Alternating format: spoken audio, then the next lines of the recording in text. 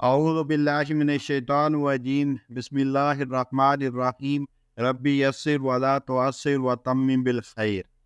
تاریخ طبری جلد اول کا ہم مطالعہ کر رہے ہیں۔ آج کے ایپیسوڈ میں آدم علیہ السلام کی تجہیز و تدفین سے ہم شروع کریں گے۔ ابن اسحاق سے مروی ہے کہ جب آدم علیہ السلام وصیت نامہ لکھ کر فارغ ہوئے تو ان کا انتقال ہو گیا۔ اللہ تعالیٰ ان پر اپنی رحمتیں نازل فرمائے۔ ان کی وفات پر فرشتے جمع ہوئے اور ان کی قبر بنائی، اس لیے کہ وہ صفت رحمان کے منتخب کردہ تھے۔ شیش علیہ السلام اور ان کے بھائی اس وقت مشارق الفردوس میں ایک بستی کے قریب تھے۔ یہ زمین پر سب سے پہلی بستی تھی۔ ان کی وفات پر چاند اور سورج 7 دن اور رات تک گرین میں رہے۔ جب وقت وفات فرشتے جمع ہوئے تو انہوں نے لکھی ہوئی وصیت آدم کو جمع کیا اور اسے سیڑھی نما ایک چیز میں رکھ دیا۔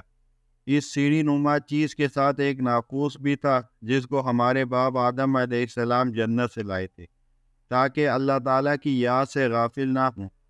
یحییٰ بن عباد اپنے والد سے نقل کرتے ہیں کہ مجھے یہ خبر پہنچی کہ آدم علیہ السلام کا جب انتقال ہوا تو اللہ تعالیٰ نے ان کے لیے جنت کا کفن اور حنوط بھیجا اور ان کی قبر تیار کرنے کی ذمہ داری فرشتوں کو سونپی۔ چنانچہ انہوں نے انہیں سپرد خاک کیا یہاں تک کہ وہ نظروں سے اوجھل ہو گئے۔ جب آدم علیہ السلام کی وفات ہوئی تو فرشتوں نے انہیں طاق عدد کے مطابق غسل دیا اور انہیں لحد میں رکھا اور فرمایا کہ یہی طریقہ اولاد آدم علیہ السلام میں جاری ہوگا۔ ابی بن کعب سے مروی ہے کہ نبی کریم علیہ السلام نے فرمایا، تمہارے باپ آدم علیہ السلام کا قد کھجور کے لمبے درخت کی مانند 60 ذراع تھا اور ان کے بدن پر بال بہت زیادہ تھے جو ان کے اعضائے مستورہ کو چھپائے ہوئے تھے۔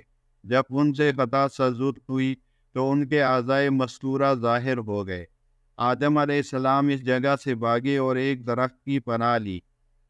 ان کے رب نے ان کو ندا دی، اے آدم کیا تم مجھ سے بھاگتے ہو؟ عرض کیا، اے میرے رب، واللہ ایسا نہیں ہے، بلکہ میں اپنی خطا کی وجہ سے آپ سے حیا کرتا ہوں۔ پس اللہ تعالیٰ نے انہیں زمین کی طرف اتارا۔ جب ان کی وفات کا وقت قریب آیا تو اللہ تعالیٰ نے ان کے لیے جنت کا کفن اور حنوط بھیجا۔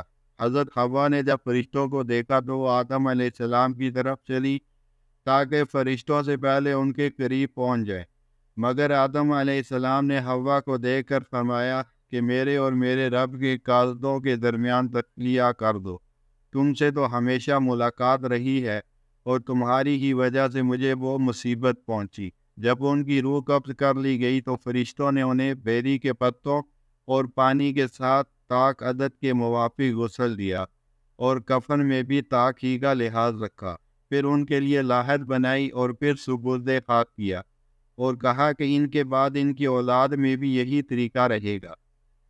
ابی بن کعب رضی اللہ تعالیٰ عنہ سے ایک دوسری روایت میں مروی ہے کہ رسول اللہ صلی اللہ علیہ وسلم نے فرمایا، آدم علیہ السلام کھجور کے لمبے درخت کی مانند طویل القامت تھے۔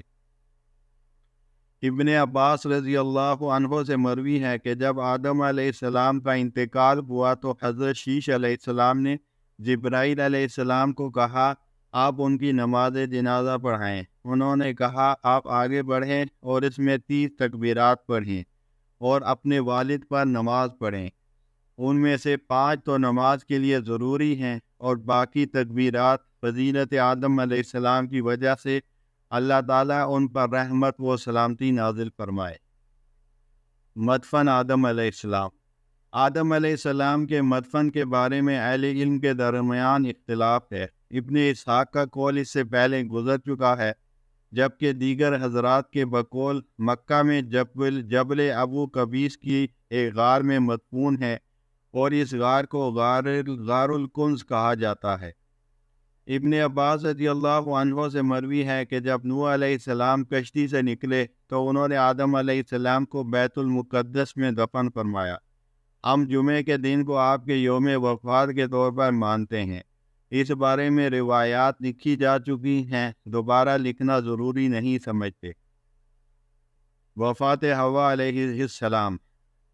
ابن عباس رضی اللہ عنہ سے یہ بھی مروی ہے کہ ان کی وفات بوز نامی پہاڑ پر ہوئی، یعنی وہ پہاڑ جس پر آپ کو اتارا گیا تھا، اور حوا آدم علیہ السلام کے بعد 1 سال تک زندہ رہی اور اپنے خامن کے ساتھ اسی غار میں دفن ہوئی جس کا ذکر گزر چکا ہے۔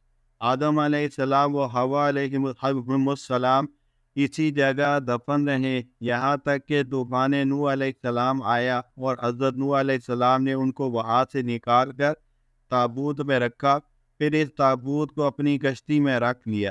طوفان کے بعد جب زمین خشک ہو گئی تو ان کے تابوت اسی جگہ دفن کر دیے گئے جس جگہ طوفان سے پہلے دفن تھے۔ حضرت حوا علیہ السلام کے متعلق آیا ہے کہ وہ سوت کاٹتی اور کپڑا بنتی، آٹا گوندتی، روٹی پکاتی اور دیگر زنانہ گھریلو مصروفیات سے انجام دیتی تھی۔ اب ہم واپس قابیل کے قصے کی طرف لوٹے ہیں۔ اس میں اس کی اولاد وہ نیز شیش علیہ السلام اور ان کی اولاد کے حالات بیان کریں گے۔ اس سے قبل جب ہم نے آدم علیہ السلام اور ان کے دشمن ابلیس کا تذکرہ کیا تھا، تفصیل کے ساتھ بیان کیا تھا کہ اللہ تعالیٰ نے ابلیس کے ساتھ کیا سلوک کیا جب اس نے تکبر و بڑائی دکھائی اور اپنے رب کے سامنے سرکشی کی، نیز جہالت و گمراہی میں بہت زیادہ آگے بڑھ گیا۔ اس نے اپنے رب سے مہلت مانگی جس پر اللہ تعالیٰ نے قیامت تک مہلت دے دی۔ اور آدم علیہ السلام کے ساتھ اللہ تعالیٰ نے کیا معاملہ فرمایا؟ ان سے اللہ کے عہد کے بارے میں خطا اور بھول ہو گئی، سو رب کریم نے انہیں اپنی رحمت اور فضل سے ڈانپ لیا۔ جس وقت انہوں نے اپنی لغزش سے توبہ کی اور ان کی توبہ قبول فرما کر انہیں ہدایت نصیب فرمائی اور گمراہی سے محفوظ رکھا۔ یہ تمام تفصیلات ذکر کرتے ہوئے ہم یہاں پر پہنچے کہ جس نے آدم علیہ السلام کی اتباع کی وہ ان کے ساتھ ہوگا، اور ابلیس اور اس کے پیروکاروں اور اس کا گروہ ضلالت و گمراہی کی بنا پر ان کے ساتھ ہوگا۔ وآخر دعوانا الحمد للہ رب العالمین۔